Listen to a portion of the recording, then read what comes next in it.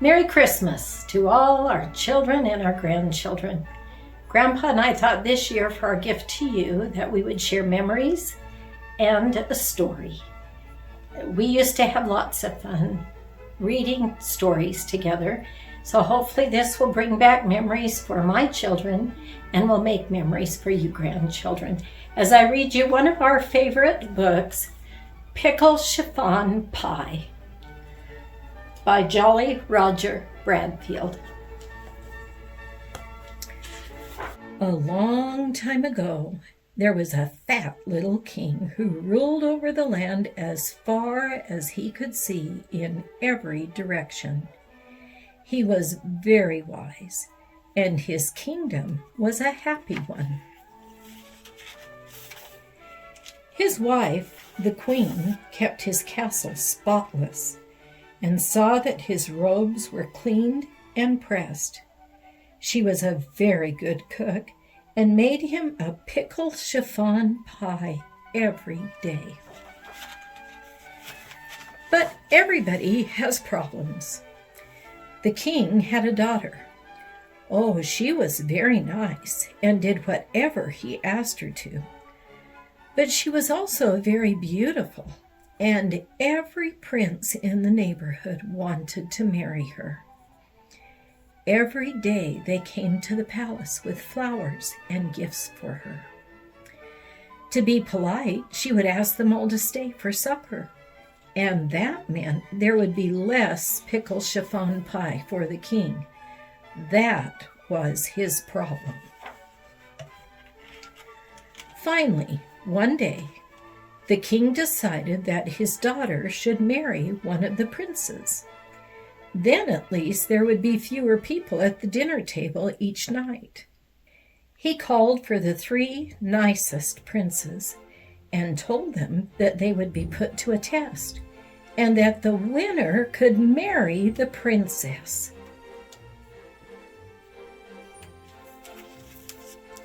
The first, Prince Musclebaum, was very strong and brave. The princess liked him because he was tall and had wavy hair and freckles. The second, Prince Wellred, was very smart.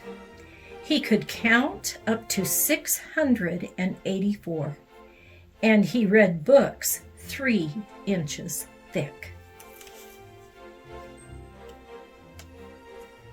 The princess liked him too, because he read beautiful stories to her and sometimes played music under her window at night. The third, Prince Bernard, wasn't very strong or very handsome or very smart, but the princess liked him best of all. She didn't really know why she liked him. Perhaps it was because he had a big smile and a funny nose. It's hard to tell about princesses.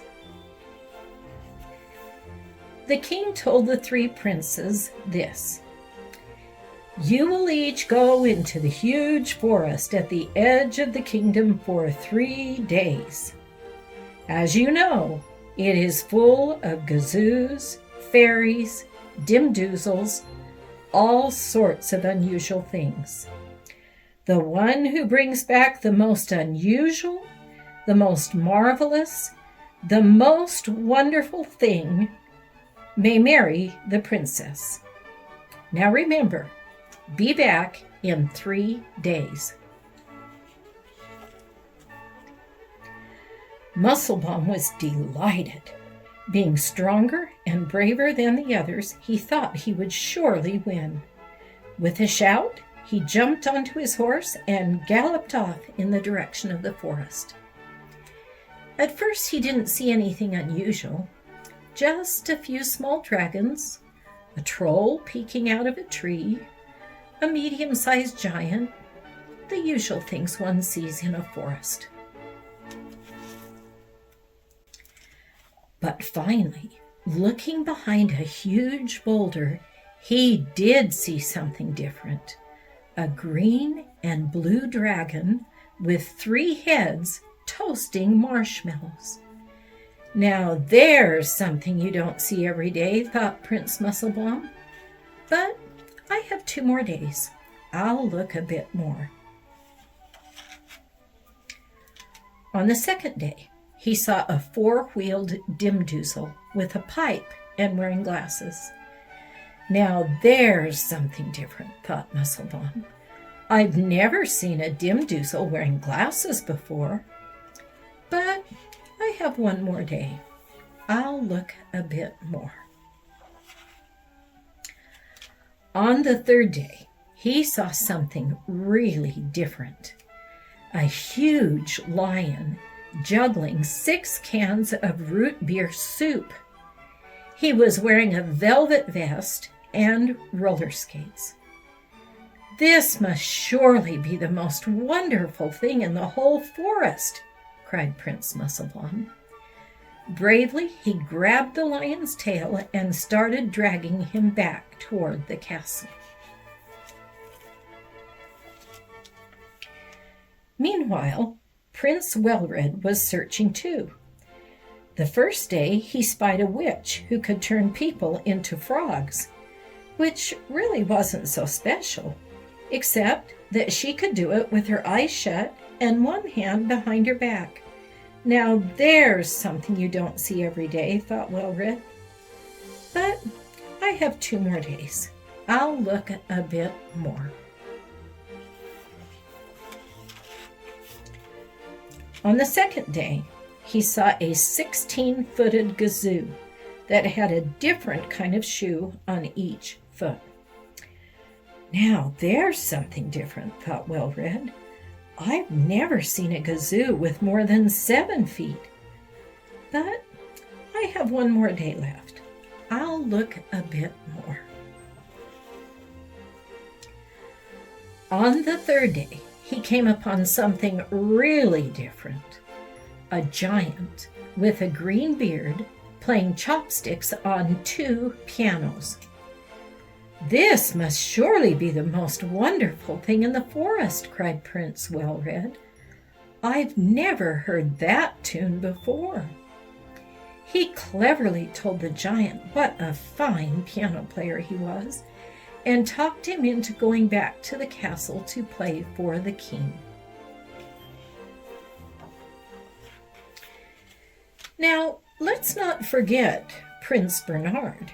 He was searching too. On the first day, he met an ogre so ugly that he scared the leaves right off the trees. Now there's something you don't see every day, thought Bernard, but he might frighten the princess if I brought him back. I have 2 more days. I'll look a bit more. On the second day, he discovered a tiny house tucked behind a tree. He peeked in and saw that it was filled with mice, all busily painting the most wonderful pictures. Now there's something different, thought Bernard. But it really wouldn't be right to stop such happy, hard-working little fellows right in the middle of their work. I have 1 more day. I'll look a bit more. On the third day, he saw something really different. A 3-nosed snozzle with fuzzy ears and an orange polka dot necktie. And it was busy making pickle chiffon pie. This must surely be the most wonderful thing in the whole forest, he cried. I thought the queen was the only one who could make pickle chiffon pie. Oh, the king will be so happy. With that, he grabbed the snozzle's necktie and started leading it back toward the castle. Prince Bernard had never been happier in his whole life. It was hard work pulling the 3-nosed snozzle through the forest. But Prince Bernard didn't mind. He was sure he would win the contest to marry the princess. But he wasn't quite so happy when he saw how sad the snozzle looked. don't feel bad, said Bernard. You'll like living at the palace. It's much nicer than this dark old forest. And anyway, I have to take you back in order to marry the princess. Then Bernard noticed several tiny snozzles peering out from behind the trees. Why, aren't they cute? He said. Are they your children? The three-nosed snozzle nodded with big, wet tears coming into its eyes.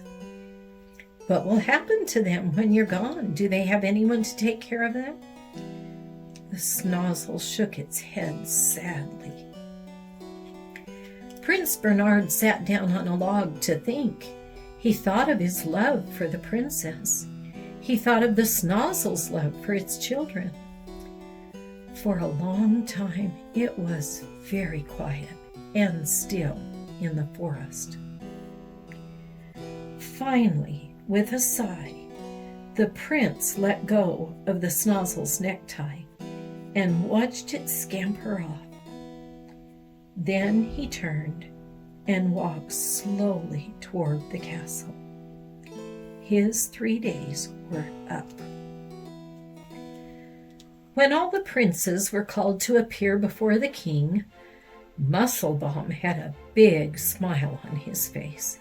He was sure he would win with his juggling lion. Well-Red was smiling too. He was just as sure that he would win when the king heard the giant play his 2 pianos. Bernard hung his head sadly as he stood empty-handed behind the others. The king was delighted with Musclebaum's lion. "Wonderful!" he cried as the lion juggled 23 apples and a bottle of catsup. And when Well-Red's giant played chopsticks on his 2 pianos, the king laughed and clapped his hands in delight. "How wonderful!" he cried. "So unusual!" Then he turned to Bernard. "And what have you brought back?" he asked. Prince Bernard bowed low before the king. He hoped that no one noticed the tears in his eyes as he raised his head and said softly, "Nothing, Your Majesty." He told of meeting the ugly ogre who might have frightened the princess. He told of seeing the amazing mice whose painting he could not bring himself to interrupt. He told of the tiny snozzle children that he could not bear to leave in the forest alone. There was silence in the castle. No one spoke for a long time. Bernard wished that he could run and hide. Everyone was looking at him, all except the princess and the queen. They were whispering to the king. The king nodded his head and smiled. "Bernard," he said in a loud voice, "you have won the right to marry the princess." But why, Your Majesty? I didn't bring back anything," said Bernard. "Oh, yes, you did, my son," said the king. "You brought back a story of kindness and love and consideration for others. Truly, the most wonderful thing of all. You'll make a fine husband for my daughter." When Bernard married the princess, Well-Red's giant played the wedding march, and Musclebaum's lion put on a special exhibition to entertain the guests. And guess who sent Bernard and the princess the biggest pickle chiffon pie anyone ever saw for a wedding present? That's right, the 3-nosed snozzle with the fuzzy ears and the orange polka dot tie. The end. I hope you all enjoyed this story. Have a wonderful Christmas. I love you.